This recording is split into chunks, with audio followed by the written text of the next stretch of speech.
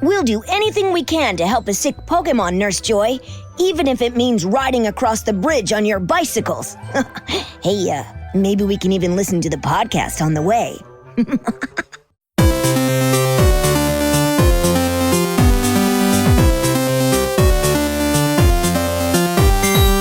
Hey, I'm Veronica Taylor. And I'm Rena Taylor. And this is The Trainer's Guide. Today's episode, The Bridge Bike Gang.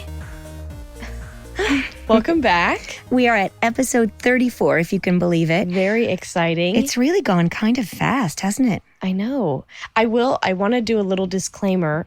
We filmed last week's episode. We're not filming this week's episode because we are in some chaos of our own. We're getting ready for trips and etc. But we are working on it. So we'll keep you posted Updated on when the next video will come. That's right. Well, we are trying to film a little bit more, but we're also just trying to record more. Yeah, exactly. So here we are. It's coming, here. but just yes, be patience, patient. grasshopper. Our trio has now entered the city. Yeah. We are out of the jungle, and just like our own gang, we are back in the U.S. We also were just in Palm Springs last weekend, which was a super fun show. Super hot. So hot. It got, to 115, I think? It did.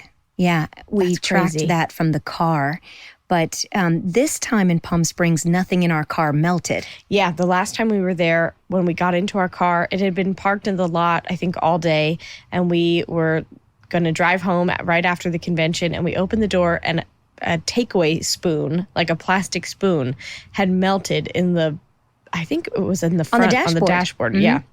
Yeah. Anyway, it was shocking. But nothing melted this time. No. But it was super hot. It was really hot. We did go to the very top up the aerial tramway, and it was 112 on the ground and 63 up at the very top. It was amazing. The highest peak in North America. Yeah. That was pretty cool.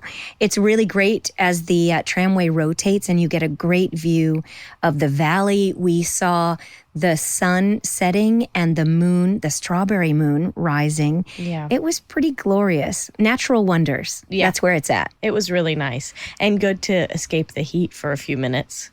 But anyway, then we got down and now we are back. We're heading to New York, to the East Coast. It's going to be really hot and humid there.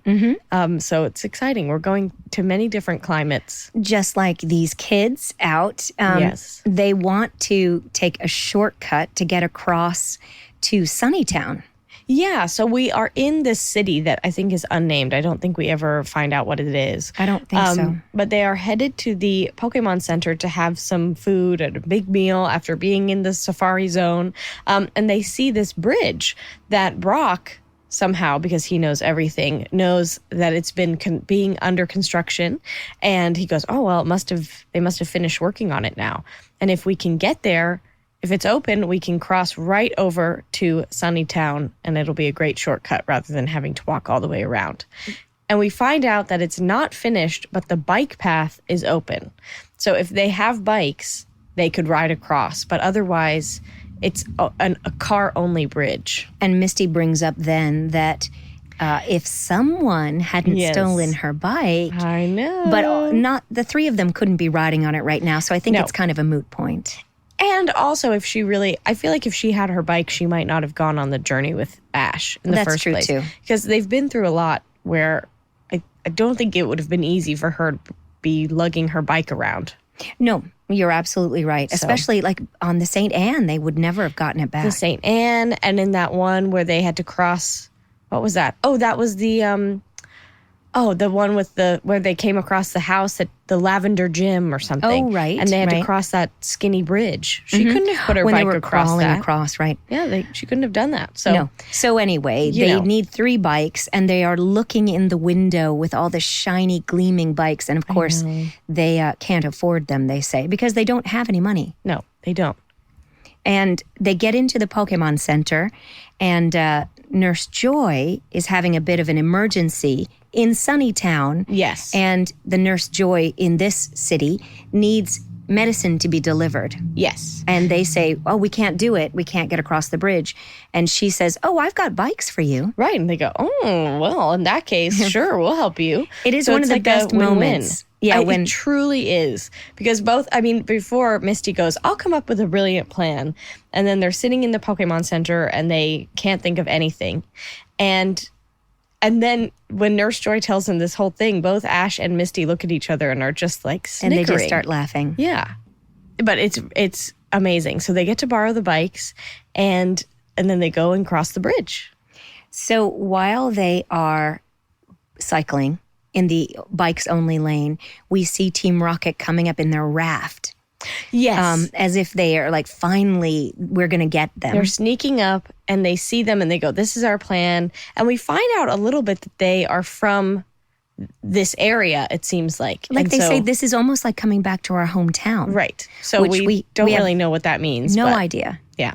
And then, so Ash, Misty, and Brock are crossing the bridge and we come across a bike gang, a bicycle gang. They are surrounded as the bike gang comes up and is kind of jeering and laughing and essentially challenge them right then to a Pokemon battle. Yeah, they say we need an introduction, but then they don't actually mean, getting to know them and finding out what their names are and what their favorite colors are. They want a Pokemon battle. So Ash willingly accepts. He jumps right in. Brock is more interested in getting the number of one of the female gang members, who we find out later is called Tyra. And the main leader his name is Chopper. Right. We find out. So Ash and Chopper are battling, and I guess, hold on, I'm just looking at my notes, and my favorite thing is because Brock goes up to Tyra and asks her if she's actually pretty direct, and he says, will you go out with me? And she goes, I only care about my bike and my gang. Yeah. And that's just very funny. I don't know why, but it just was like, I love that line. I only care about my bike and my gang. And he's like, same is girl. that a no? Right. No, I know. She's got her priorities straight for sure. So Ash and Chopper are battling, and Chopper uses a Golem Pokemon. Yeah, Golem, I think. Golem. But either way, we've never seen this before. No, and what I find is so interesting is the name, because a Golem in Tolkien? What? Oh, in what? What were you going to say? Oh, sorry. A golem in Hebrew, yes, in Hebrew Jewish culture, is made out of clay, and it's a figure that you form, you make out of clay, and then I think you put the I can't remember what it is, but you inscribe this insignia, a religious insignia on it, and it comes alive, and then it basically does whatever you want it to do. But I think it's very one track minded, if that makes sense. Yeah. And this is a shell, a very hard shell that you could actually inscribe something on. Probably. It does kind of look like a ball of clay, but it's just an interesting, to use that name for it is an interesting idea. But it's, in the like Hebrew myth, the golem is there. It's really fascinating. I took a whole class about it in college, and it's really cool. But this Pokemon doesn't seem to kind of suit any mythology. Be with that, yeah. But it does look like a ball of clay, so maybe that's where it uses tackle. Stops. It just rolls around. Yeah, it just rolls around. And maybe it just has one attack. Maybe that's part of it. Well, of course, we don't look into that. We only look at what is actually in the show. Yeah, exactly. So at another point, we may get out our Pokédex. I'm sure it has other things. Pokemon handbook. Yeah. So Bulbasaur comes and is, hitting it with the vines. And then Charmander comes out and basically sets it on fire. And it's rolling around, flaming. And Chopper takes it back into the ball, and the ball's too hot, which is funny. Which, it's really interesting. Yeah. But it is fire. It's kind of catching the gang on fire as it's rolling around. Yeah, because it's rolling and it doesn't really see where it's going. And I mean, the interesting thing is, I didn't think about that before this exact moment, is when if it's on fire and you bring it into the ball, of course it's still going to be flaming, right? So then what if when he uses it again, would it still come out flaming? Like what happens in the Pokeball? When oxygen is cut off, fire goes out. So maybe that means oxygen can get into the ball if it's still on fire. But I think I hope so. I'm going to go with the fire goes out, but because it was just hot going in. Yeah. It's just weird that we have all these flamethrower and all these fire attacks, but you don't think of it as being actual flame. Yeah, so that's it's true. kind of odd that you see people running around with bits of flame on them. Yeah, I mean, I guess like Brock, his face gets charred a lot. It happens to Ash too, and yet none of us clock that as bad. Right. So in this case, we're thinking about it. So that's something. We're thinking too much. Then Misty, Tyra comes out. Yes. With her Cloyster, which is like an oyster Pokemon, and it only opens when it attacks. Yeah, and it looks a little bit like Ghastly. Yeah, it does. A little inside. The inside. Yeah. You're right. It's like reusing some of the art. But Misty decides that she's the right person to battle. Right. Cloyster, because it's a water type, and she calls for Starmie. And who comes out but Psyduck? Who do we think? Psyduck. And Psyduck, I mean, Psyduck is so fragile. Psyduck is so fragile, and we really see its fragility in this battle. And just wanting to do its best. Yeah, but being and just so misunderstood. And so confused. He's so confused. Anyway, everybody starts laughing at Psyduck. And I guess Misty in that. And also, because Misty says, I'm going to battle. And Tyra goes, you battle? Like this. Which is so crazy. Right. Like to assume that she wouldn't. Or that she doesn't know what she's doing. Yeah. I have no... But unfortunately, Psyduck coming out doesn't prove anything right. No, Psyduck doesn't really help Misty show off her strengths. No. Because she really lets it get to her also. Well, she gets really frustrated. She calls for tail whip, and all it does is kind of a little wag as it walks backwards. Like a little shimmy. She wants disable and then confusion, but Psyduck isn't able to use any of that at all. I found the laughing to be a little painful, actually. I kind of wanted it to go faster because I felt so bad. And even that, like Ash starts to laugh a little bit too. And what's interesting is both Brock and Pikachu are kind of shocked and a little disgusted by that. You can see them being like, what are you doing? I know. You can't do that. So, I think, it's just a really hard thing to watch. And then basically Brock brings up the good point that Psyduck's headache isn't as bad as it needs to be for it to get, do its thing. And so Misty tries then to get Psyduck's headache to be worse. So she's having Cloyster do attacks, and she's gonna hit Psyduck with her bike, and anyway, so luckily it just gets too far, and the battle is interrupted by actually Team Rocket coming in on their unicycles. Team Rocket come in on unicycles in like ringleader outfits, with Meowth in the middle with a whip, and they come and we find out that the gang, they used to be members of this gang. Yes, but the I don't know, the members, Tyra and Chopper. Their names, wonderful. Both recognize them as Big Jess and Little Jim. So we find out about their secret past. Their secret past, which is not so secret anymore. And Big Jess used to swing a chain around while she was riding her bike. And Little Jim was the only one in the gang that needed training wheels. Yeah, adorable. And they both are like, we were so crazy back then. Like, that's such a, I don't know. Anyway, and so they say, real members of gangs ride unicycles, not bikes anymore. And then they reveal to everybody that they've gone on to bigger and better things and are now members of Team Rocket. Right. Which is very exciting for actually everybody in the gang. They really love that. They really look up to them. They're excited about it, but not as much as Team Rocket wants them to be. So, and then Team Rocket say, help us get rid of Ash, Misty, Brock, take all of their Pokemon. And the gang says yes. And then Officer Jenny comes. And the gang gets scared and run away and leave Jesse and James by themselves to fight for themselves once again. But they also end up fleeing because they don't want to get caught by the cops either. And Jenny offers to, Officer Jenny, I don't want to be so informal, to escort the kids across the bridge to deliver the medicine, but she gets a call, has to zoom off. So they take off on their own, and a gigantic storm comes out of nowhere.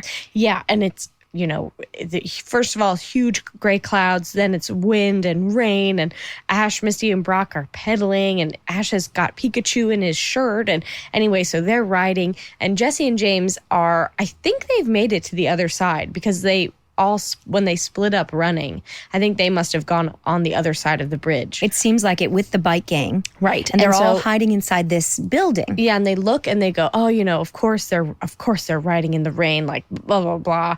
And the gang go, you guys could ride through a storm twice as big. Like, show us how it's done. Get out there. I know you want to be out there. Go, show us how to ride. Which is the last thing that Jesse, James, or Meowth want to do. None of them want to do, but they, are feeling this pressure because the gang is saying, show us what you've got. You're not afraid of a little storm? And they go, well, okay, no. And so they're on their unicycles, just trudging up the bridge in the rain. And so they're going on across the bridge, and then we find out a part of it is a drawbridge, and a ship is coming to escape the storm, and the bridge is, the drawbridge is drawbridging, so it's coming up, and Ash says, we've got to go across. We've got to, make the jump. Make the jump. Yeah. And Jesse and James, too, are going, okay. And so they both go up, and they're both in the air, and they're meeting each other. They're coming towards each other, and Ash goes, let's bounce. And they bounce their bikes right off of Jesse and James's heads. Yes. And Jesse and James go in the water, and Ash, Misty, Brock get to the other side. It's really horrible. Yes. It's horrible. There's no other way to put it. It's so terrible. And meanwhile, the gang is like, that was awesome. And then they find out, once Ash and Misty and Brock get to the other side, once the gang finds out that they're just delivering medicine to the sick Pokemon, they're like, oh, okay, well, that's fine. That's really hardcore. We'll take you across and be your bodyguard protection. And that's it. And then they basically flip sides and just, they love Ash and Misty. They say, we'll call you Awesome Ash and you Mighty Misty. And then Brock goes, says, you can call me Honey. And then he gets hit, of course, on the head. But I think when he gets hit in the eye, he has a giant heart, heart bruise. I didn't see that. That's amazing. Anyway, and that's it. That's the end, basically. Yeah. The medicine is delivered. Everyone goes off.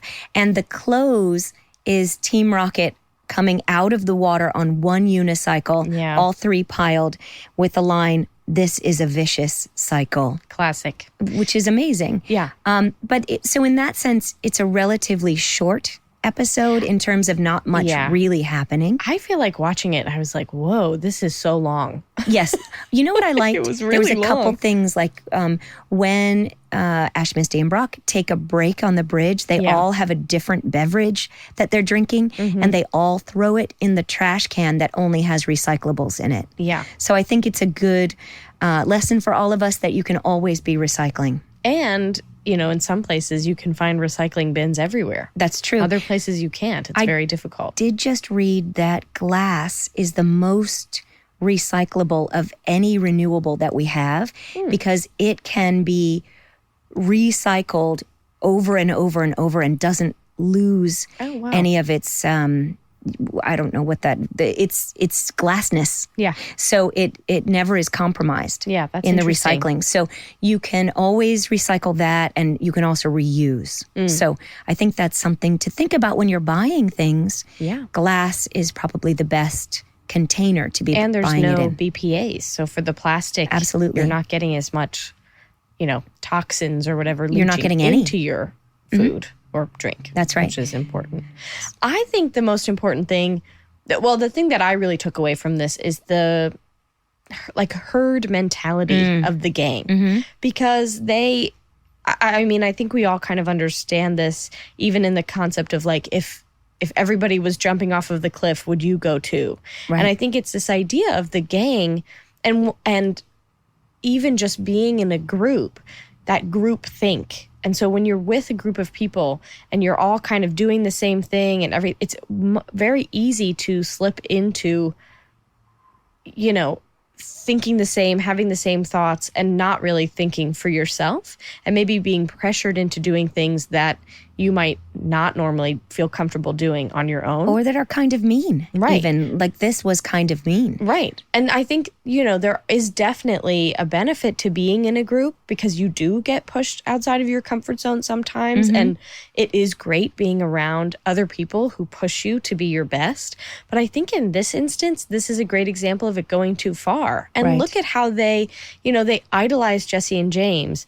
But first of all, the second that Jesse and James ask them for help and are looking for something deeper than just, I love you so much, they can't deliver. They get scared, they run away, and they don't support them like Right. they need. And then they pressure Jesse and James by saying, you are the leaders, show us what you've got, rather than saying, is this okay? How do you feel? Asking any questions to see if they're okay with it. Right. They just go, we know you want to be out there. Go show us how it's done. And they push them into this situation where they have to do something they don't want to do. Mm-hmm. They have to do it by themselves. The group is not going with them or supporting them. And then when they get beaten, the group just goes with the victor. Right. It's like the lions, if you're in your pride, if you have to battle like the outsider Mm-hmm. and you lose, and then you have to leave. Right. And then the winner gets to stay in your group, but you have to go. And so it's kind of like, I don't know, I don't feel like they, in terms of a community, it's not very, Supportive? yeah. Yeah.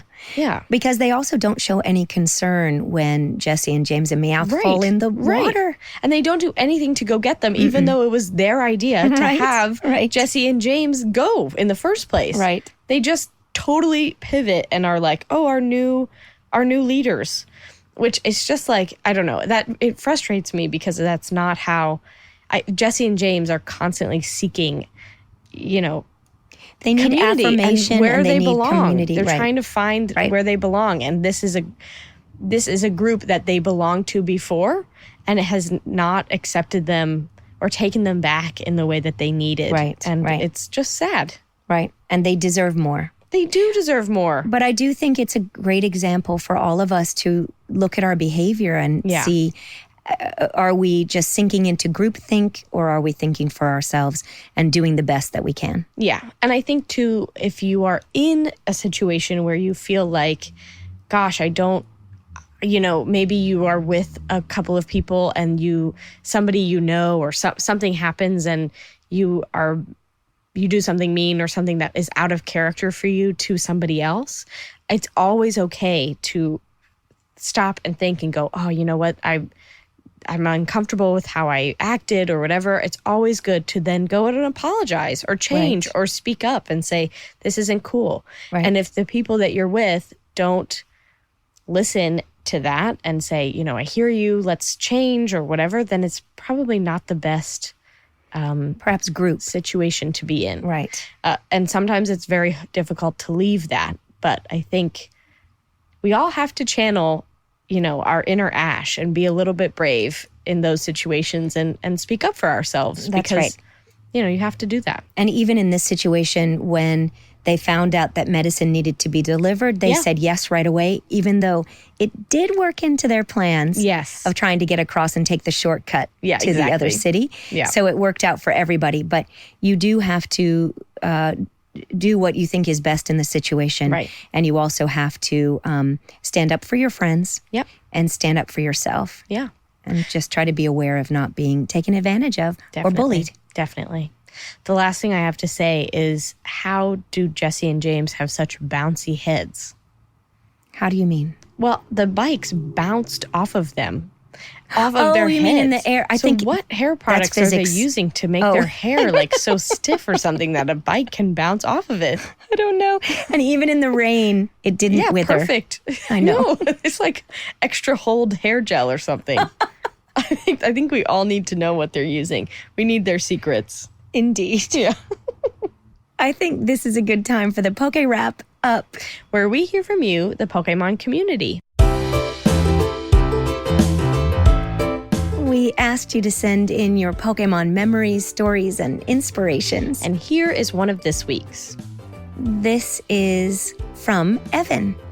I was introduced to the Pokémon franchise through the show back when I was about 6. My family was stationed in Italy from 97 to 2000, and back then we only had about 4 or 5 English channels available to us. With 2 older sisters, you really have to negotiate when it's your turn to choose the entertainment. I remember watching the first season whenever possible and falling head over heels for it. I never got the Game Boy games and only had a handful of cards in various languages until we moved back to the States, so the show was my primary connection to the franchise. Pokémon is also how I first started drawing, copying pictures of Charmander and others, which is a skill I really developed when I got to middle school. I now make my living as a school psychologist, and I frequently find myself engaging with my elementary and even my junior high students about Pokémon. While I genuinely express interest in all my kids' hobbies, I can't help but enjoy these conversations just a bit more. Having had the show that you contributed so much to, my childhood spirit has always been strong and makes it easy to work with kids now. While most adults they know are redirecting or giving them instructions, I get to be excited and attentive to them for whatever brings them joy. Thank you, Evan, for sharing that wonderful story with us. And we want to hear from all of you. Email us a short recording or write to us at trainersguidepod@gmail.com. And try to make it short. We don't want to have to edit. Oh, and please include your first name and where you're from. Well, that about wraps up today's episode of The Trainer's Guide. And, as they say, to be continued. We hope that you continue to join us on this journey that is The Trainer's Guide. As you know, you can find us on Apple Podcasts, Spotify, or wherever you get your podcasts. Wherever you're listening now. And if you subscribe, comment, and rate the podcast, it helps others find the show and keeps us on the air. Thank you so much in advance for your generosity and all of your amazing support. Trainer's Guide is a production of Boom Integrated. We are co-executive producing this along with the amazing Adrian Glover and the incomparable Robin Lai. I'm your host, Veronica Taylor. And I'm your host, Rena Taylor. And this has been The Trainer's Guide. We'll see you out there on the road.